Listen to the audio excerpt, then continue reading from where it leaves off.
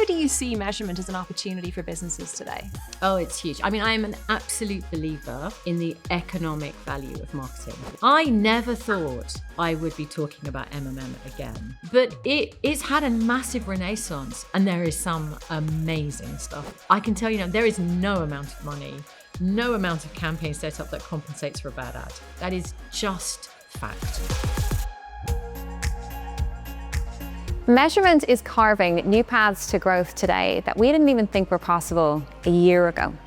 Measurement's answering questions that marketeers have had for years. We're now able to test new things, experiment with new things in ways that are driving innovation, and actually, even more than innovation, big culture shifts. Today's conversation is as much for leaders as it is for marketing teams, which is why I'm so excited to introduce you to our guest. Jenny Bullis is a true expert on all things measurement. She's the CEO of dentsu's media practices in the UK and Ireland, and she's had previous roles with Meta, where she guided their marketing science team, ITV, BT, Sainsbury's, Starcom, Group N, you name it. Above all else, what I love about Jenny is she is a natural born leader, and I think you're going to really enjoy what she has to say.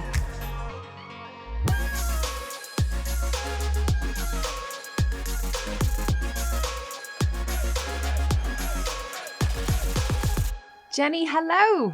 Hello, nice to see you. It is so good to see you. Thank you so much for giving us your time and welcome. I'm excited to chat all things measurement. Okay, where should we start? I was thinking we might start with where we are today. I know everyone is going to be so excited to be working in marketing or on marketing at this moment when they've listened to you and everything you're about to say. But what do you think has brought us to this moment? Oh, without a doubt. I mean, it's just the growth in talent, the growth in data science capability, the pressure on budgets, the compute power becoming accessible, and actually people being forced to ask the question of how my marketing is working. So I really do think that years of advertising is leading us to this moment where we're now saying, well, actually, I have to understand measurement. I have to understand marketing effectiveness because I really need to know how to optimize my budgets now. I've heard you describe before measurement as a bit of a hot mess. And I kind of wanted to unpack that because I loved it. I thought it was such a brilliant articulation. And it feels like the hottest topic right now. But do you think it is the hottest topic? It is a hot topic. It really is. And I think the topic is born out of frustration because budgets are having to work harder. We've come out of a pandemic. Every marketeer is trying to do more with less. Everybody has a pressured cost base. So everybody needs to understand how their marketing is working and they need to find a way to actually get much greater ROI. So yes, it is a hot topic, but I did recently call it a hot mess. But I think we have to think about what measurement is. So we use the term really blandly, actually, to mean all things. And I actually think it's really important to split it into different components. So on one hand, you've got marketing effectiveness, right? So let's not call that measurement. Let's call that marketing effectiveness. Let's call that understanding about whether you're getting a genuine ROI to your business outcomes, so your sales or your revenue or your profit or whatever it is your business judges itself on. That's marketing effectiveness. My point about measurement being a hot mess is actually on the media end. And so that's the media metrics. So the media metrics of things like CPM, CPCs, reach, frequency, attention, viewability, all of those things, that's where it's really difficult. That's where it is a bit of a hot mess. People are still arguing about whether things should be standardized, what things matter. And I think in many cases, mistaking the measurement and counting of media delivery for marketing effectiveness. How do you see measurement as an opportunity for businesses today? Oh, it's huge. I mean, I am an absolute believer in the economic value of marketing, without a doubt. I mean, I've been lucky to have a career in three parts. As on one hand, I've been a marketeer, then I've worked in agencies, and I've worked in platforms. So I think from a marketing perspective, I've seen it from all three angles. And in every single role, I can absolutely tell you that marketing drives sales and drives business outcomes, without a doubt. Unfortunately, nearly all the times it's anecdotal, it's experiential as opposed to evidential. And that's part of the problem, I think. And I think when we look at what so many marketeers are battling with, they know so instinctively that the work they're doing drives sales. I even think their CFOs know that marketing drives sales. It's just nobody understands how. There's so much in what you've just said. And I want to come back to this point about finance and how you communicate the value of marketing. But let's step back for a sec and I'd love to, when you think about measurement in theory, how do you think about measurement? So I think about it as a learning journey as opposed to proof that something worked, right? I am an inherently curious person of trying to understand how things work, why things worked. And even when things didn't work, to me, that's just interesting because that's a really interesting data point of, oh, why didn't it work? I expected it to work. I've seen it work before. So everything is a learning journey. So when I think about measurement, I think about it as a discovery journey, if you like, of where you actually have to take a torch, shine it into corners, learn something, take the torch, shine it into another corner, learn something else. And then you get to a point where you've built a big enough picture where you say, actually, you know what? I've got a good idea of this landscape of how all my marketing works, and I'm piecing it together. And I'm working out what my recipe is for effectiveness. I'm working out what my recipe is on how my marketing should be optimized, and then how I should actually build my budgets around that. But I think the hard thing for a lot of businesses is to know where to start. Because if they've not done this before, or if they're just starting to think about measurement, if they're feeling the pressure of justification, if you like, quite honestly, it's very hard for them to know where to start. But for me, when I get asked that, it always starts with experiments. Experiments are one of the most important things, I think, in measurement. It's the starting point. Just doing anything from a holdout of your advertising, just switching an area off, switching an audience off. And the great thing about Google is the provision of the tools to do that freely and transparently. And as you go on that journey and you go on that curiosity path and you do the test and learn, that's when I think you actually start uncovering really interesting things about a business, about your customers, about your campaigns. And that's where it starts. And once you start, it is without a doubt a snowball effect because the data is quite addictive. It really is. It's a really interesting position. I didn't expect you to say, testing would be your start point. That feels like almost quite an advanced. But it's the most accessible. It really is, because it's so easy to do an experiment. It is. I remember when I was a client, I was working in telco, and we had a bit of a crisis in the delivery of a campaign. And it was one of the first times I really understood the benefit of a holdout of an experiment. It was an unintentional experiment, if you like, where we had a delivery problem in our TV advertising. And our TV suddenly didn't go out. We weren't aware of it, which I know sounds a little crazy, for a while. We were a very heavy advertiser. And in that moment, our advertising stopped and we didn't see it. We didn't pick it up for 3 weeks. Now, isn't it interesting that the carryover effect of advertising for 3 weeks, right? We didn't notice that our TV wasn't going out. As crazy as that sounds. And in that moment, I remember feeling, wow, this is a really interesting learning experience. And that is really, if you think about it, an unintentional experiment. And I remember that was the first time I realized how my TV advertising works, the carryover effect of it. And it really made me think about how I was spending my money, how I was deploying the budget. And that snowballed into other experiments, other things we do, because we started asking questions. We started, well, if that happened in TV, what happens if I did that in press? If I do in press, what happens if I doubled my TV money? And so I think that idea of curiosity, that's where it starts. That's actually quite a huge shift and quite a huge concept that I could get quite excited about. So the shift from kind of proof to curiosity. What are the conditions you think then you need to put in place as a leader? So if you're a CMO or even a CEO in your business, you're talking about a learning environment, you're talking about a pretty big shift in mindset. What are the conditions you think you need to put in place to create the kind of culture where measurement can do what it does best, where measurement can really thrive? It's a really good question. I think there is an unspoken truth in an awful lot of marketing departments and CMOs, which is a fear of budget cuts, a genuine fear that you need to justify as opposed to comfortably learn.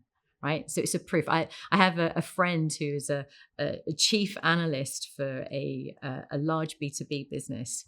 And she said to me, the subtext of every question she got was, prove to me I did a good job. Right. And I think that if you think about a culture where that is the subtext of every brief for analytics, that is a marketing department that feels fear. And if that is the problem, then probably the starting point then is actually going to build a relationship with finance. Because building a trust bridge between those two departments, between marketing and finance, is so important. Because if finance don't trust marketing, there is no amount of models really that can prove to finance that marketing works if all the marketing department is trying to do is to justify their expenditure. So they had to move beyond that and build trust. And the great thing about marketeers is they are relationship builders by trade. They know how to communicate and to build trust. And so turn that inwards into your company and focus on your finance department. Because if you can build that bridge, if you can co-author learning, then you really are moving into a different space. Who else is in the frame that you need to bring with you on this big shift and on this big journey? There's also the CEO, there's the board.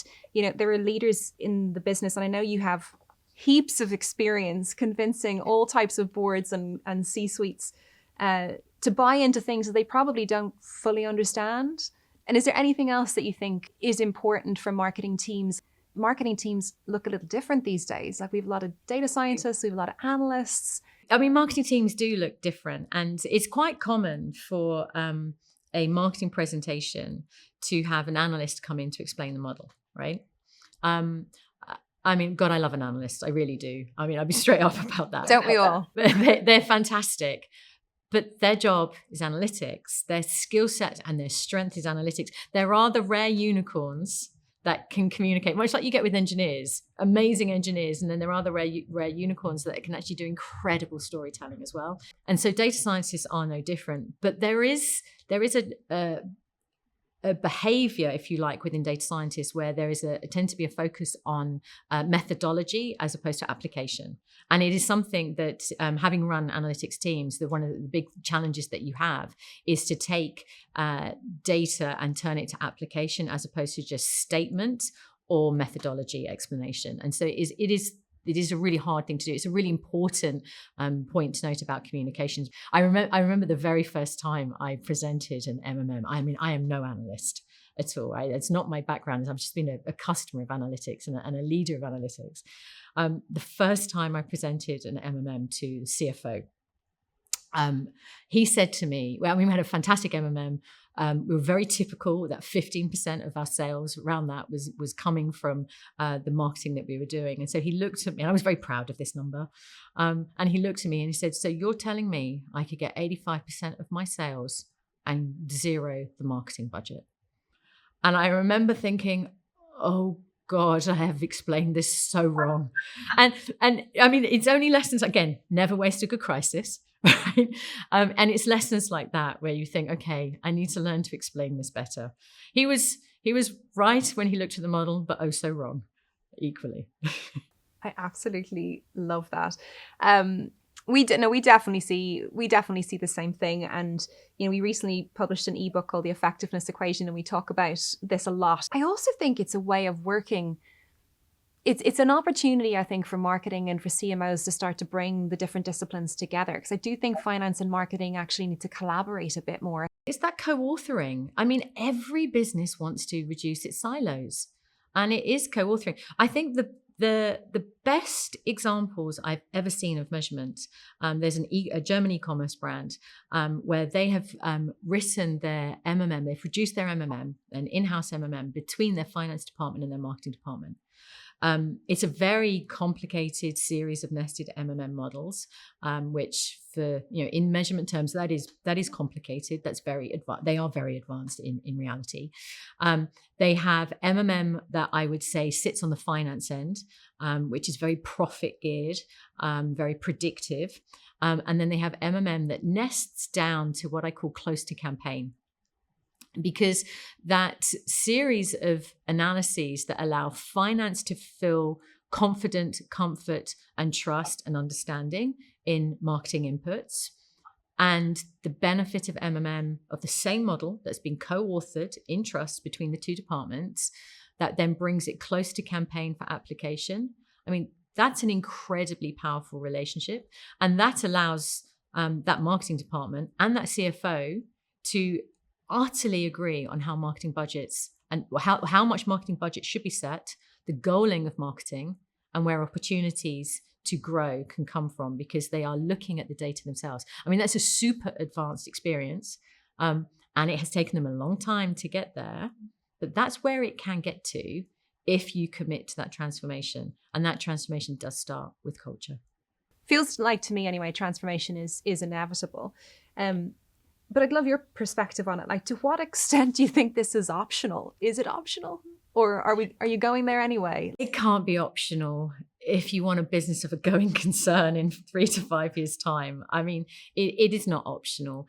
But also, I don't think there are people who are, saying, no, I don't want to do it. I think there are people who are not prepared for the scale of the task, right? Now, on one hand, I say measurement is, there's so much you can do now, that there are so many questions that you can answer with good measurement and good analytics, all the way through from your creative effectiveness to really deep understanding of the sales you do today and the sales you do tomorrow. That is perfectly possible to do, but it's hard. I think the people who haven't jumped on this transformation journey yet, I think they are daunted or maybe misinformed about the scale of the journey. It is hard. It needs commitment.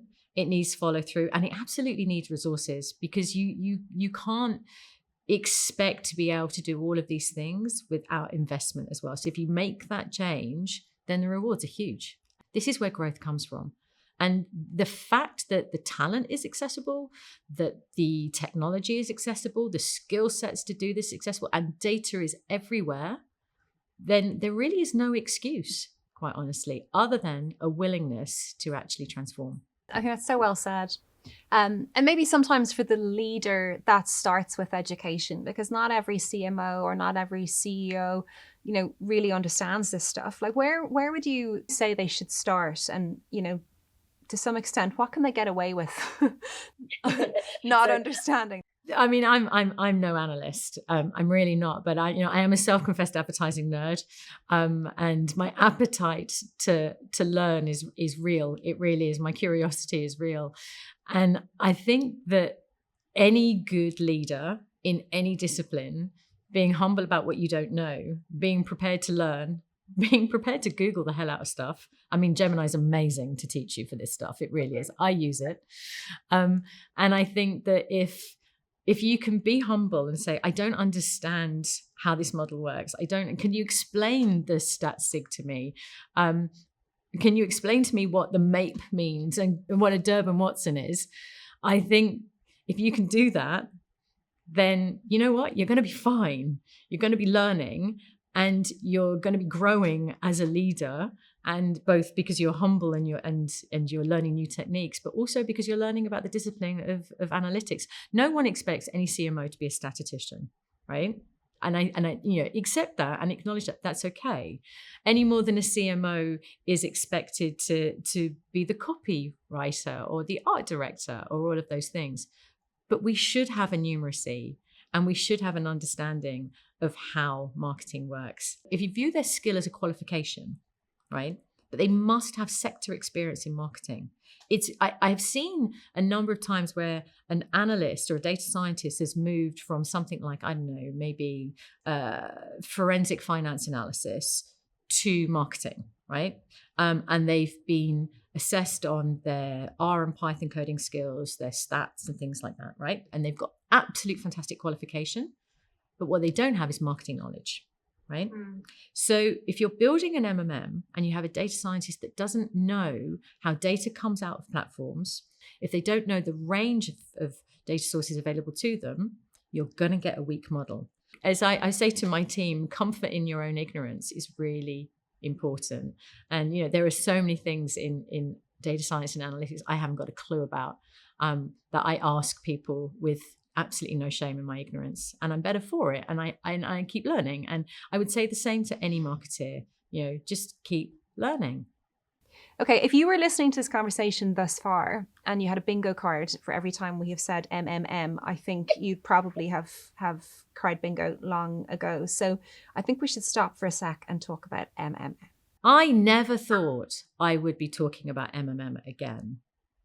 It's a 40-year-old technique. I really thought it'd been put to bed in 2015. I remember saying to one of my team in a business I was in 10 years ago, saying, right, I mean, when are we just going to stop doing MMM?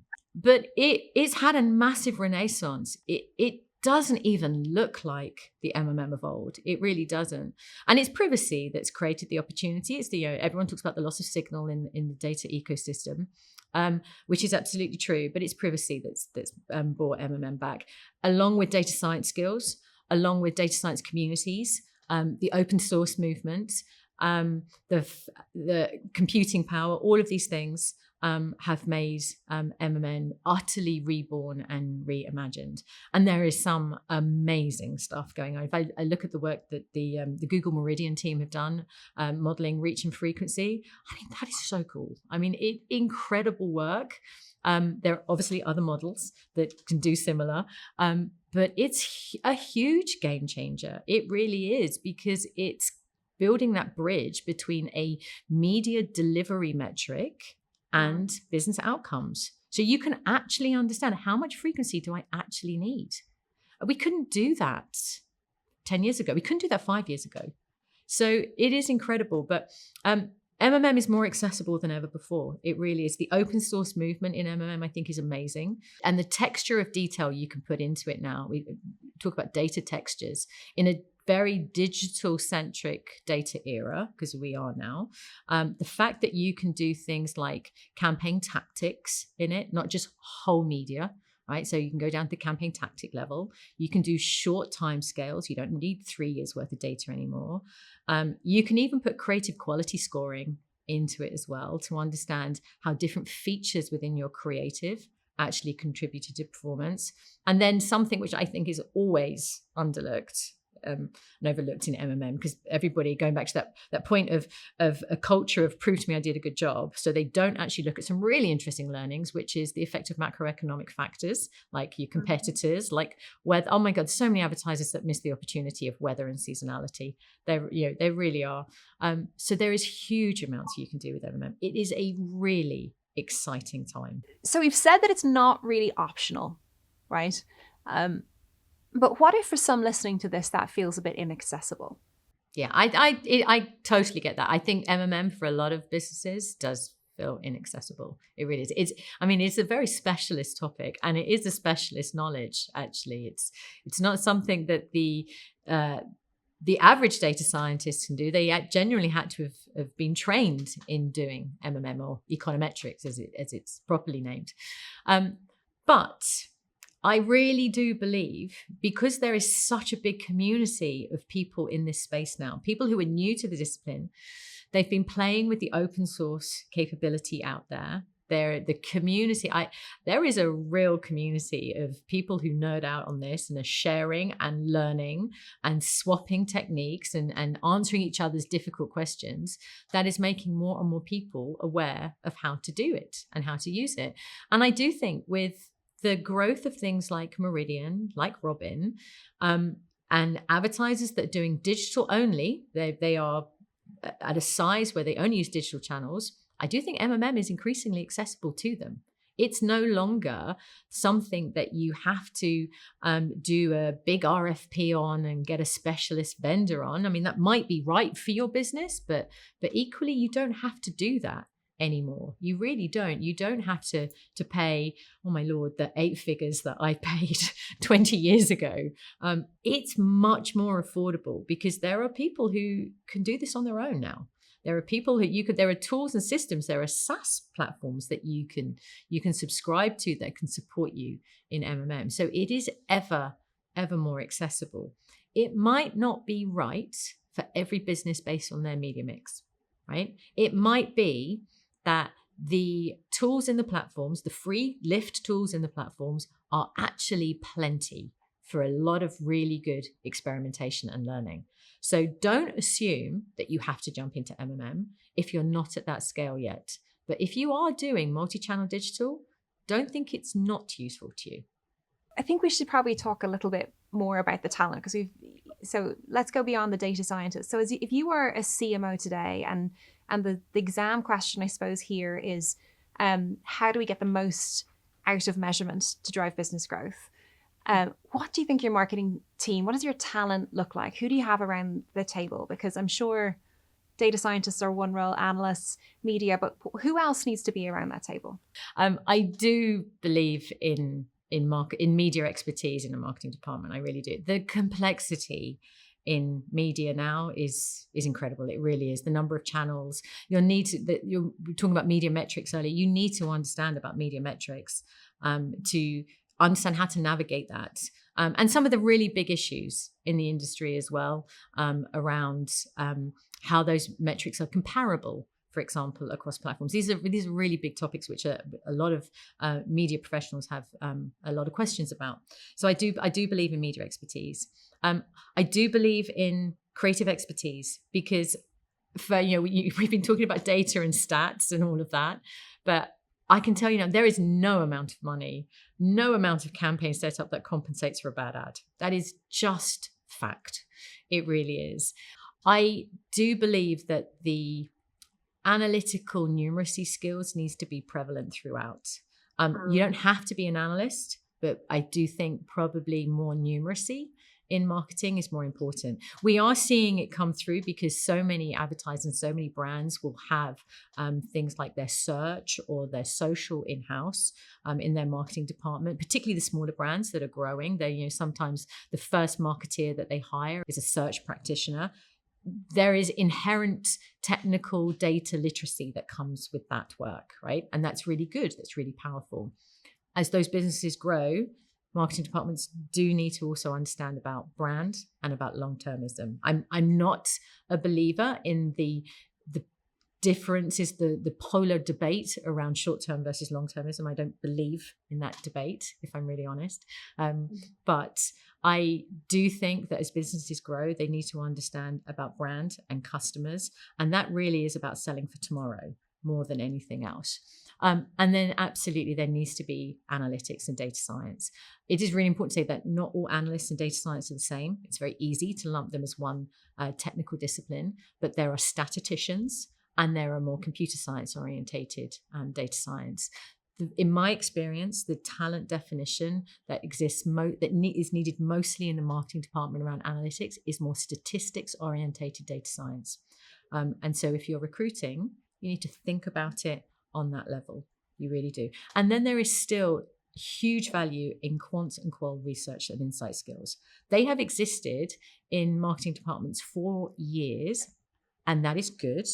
But those skills still really valuable because that's deep insights into customers, but they also need to modernize and move into a little bit more of a data era, I think, as well, because then that makes that data accessible into models and not isolated from models. So that's another transformation that I think is probably around the corner. I don't think we're quite there yet. I think that's around the corner.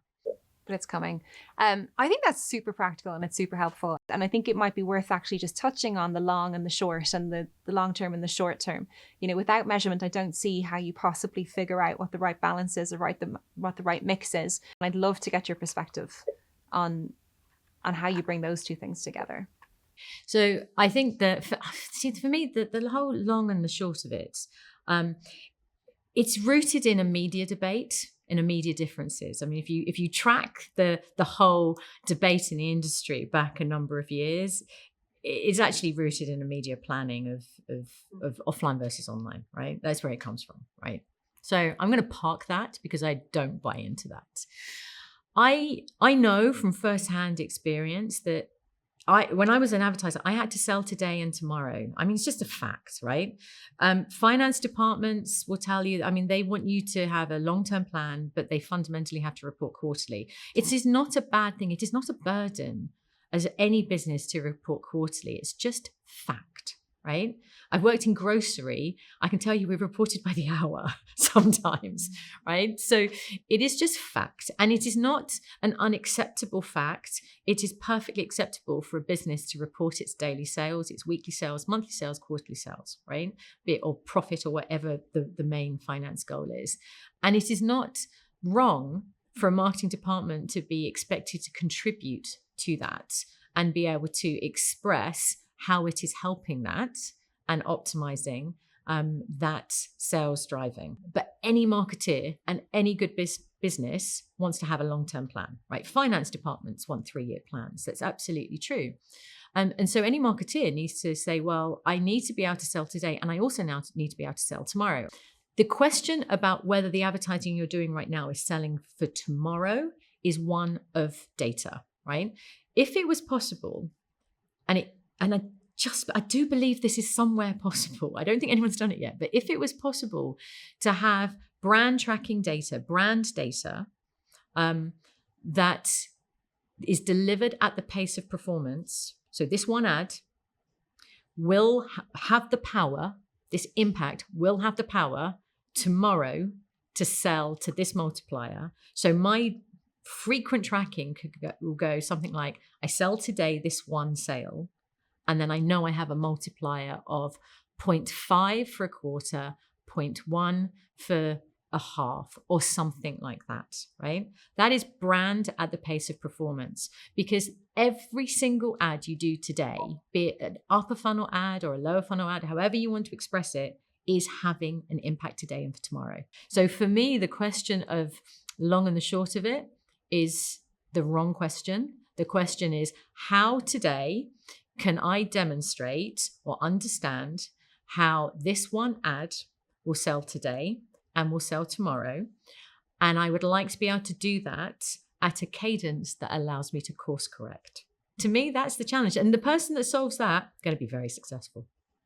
Well, let's make that an open call to all our listeners or all our viewers on this film today. If anyone has any thoughts on that, you know where to find Jenny. So on that note, let's try and row all the way back to first steps, right? So Q1's not yet done. We still have most of 2025 in front of us. So for the leaders that are watching this today, what should they be prioritizing on measurement this year? And what's the start point, I guess, for those who might be feeling like, oh, this all sounds amazing, but it's super advanced and it's all a big luxury of the rich and famous. If you were an SMB or a mid-market advertiser today, and let's assume you're doing a bit of everything, but nothing brilliantly, how would you get your house in order on measurement? Oh, two things. It's a really good question. Two things. So firstly, I think you need a learning agenda, right? So take a step back. Don't think about measurement execution. Don't think about models. Don't think about analysts. Don't think about anything. Just sit down and go, what would I actually like to learn, right? And use the questions, learn. Not what do I need to prove, right? Put that up on a wall and say, am I asking about learning or am I asking about proving, right? So anything you put down on your learning agenda, if it starts erring towards proof-based statements, row yourself back and go back to learning, right? And when you look at some of these statements, ask yourself, well, if I learn this, what would I then do with that information? So a really good starting place, if you are nowhere, is you could do something like a good learning agenda could be an ad with price versus an ad without price. It's the most basic thing you can do, an A/B split. Google, all the other platforms provision the capability to do that. And you could learn very quickly whether you get a simple uplift in performance, however you measure performance at that moment, count performance, not measure. I'm going to say count because it's probably just counting out of delivery. Which one worked better? That's the most basic of questions that you could do, right? So start with a learning agenda. Your learning agenda can get deep and deep. I know advertisers who have a learning agenda of 100+ items, right? But, start with a learning agenda. And once you start doing this on a frequent basis, it's quite addictive data because, as I was saying, I was right at the top of this conversation. You start building a little recipe of what can happen. And the more experience and more comfortable you get, and dare I say, a little bit of bravery to hold out some of your target market from your advertising, right? Because in the acknowledgement, there's some of your target audience won't get your ads. You can get bigger and bigger to the point where you do something like a geo holdout, where you say, you know what, I'm going to leave out a whole sector of the country to see what happens in the area that didn't have any multimedia advertising. And then you're moving at a pace where actually you're starting to say, I know really well that this channel, these type of keywords, this type of activity, this type of creative, it drives more or lesser incrementality. And so when your CFO goes, right, Q4, we're in trouble. We need to increase our sales. We're lagging behind or something like that, as so often can happen in a business because a competitor's launched or something. You go, right, let me look at what I know about what has the biggest fast impact in incrementality, and you can course correct. That is the best place to start. And as you get more and more experienced, then you start thinking about modeling, causal inference analysis, MMM, and all of those things. I love it. So 2025 is the year of the learning agenda. Yes. And the experiment. And the experiments. I'm going to steal that. And actually, it's such a lesson in leadership as much as anything, isn't it? Just lean into the questions. Jenny, you are a true thought leader, and your energy for this topic is just off the charts. I told you I'm an advertising nerd. Well, you are nerding out in the best possible fashion, and you've got a very enthralled audience here in me. So thank you so much. I've learned a ton, and I know all of our viewers will as well. Before I let you go, we've got one question that we are asking every guest on our season of studio sessions this year. And so I'm going to give it to you off the script. Are you ready? Okay. If you are a small business fighting for your place in the market, you're the CEO or a CMO, and you have less than $10,000 in your business account after essential expenses, and you need to keep the doors open, and you decide to put it all on marketing, your whopping $10,000 to give you the best chance, what do you do? Where do you put the money? Oh, I would put it on search, without a doubt. It's the fastest for delivery. But I feel pretty confident in my ability to have done a load of incrementality testing. And so I know exactly what keyword groups have got headroom, right? So I am very informed about where I can actually get incremental sales from all the other search that I've done. So without a doubt, and it will certainly be the fastest returning. So I feel good that I will be able to spend that $10,000 well. And with Google, that is wonderful. No, I'm super happy to hear you say that. And it's interesting. We've talked so much about change today, and 26 years later, search continues to change. And the future of search, I find it incredibly exciting. We're moving from text-based to visuals, lens, circle to search. Just it really is ever growing as well. So I think it'll be exciting to see where that it's goes. Unrecognizable to what it was. And actually, that's where I think about data analytics. It's quite a mature space, analytics in search. There's a lot of people that need to do a lot of new learning, quite honestly, to unpack and ask the question of how search is working today. At pace too. Mm-hmm. Yes. Jenny, that has been fantastic. Thank you so much. You have been such a wonderful guest, and thank you so much for giving us all of your brain power and your energy and your time. Thank you for the conversation. I've enjoyed it. Thanks a lot.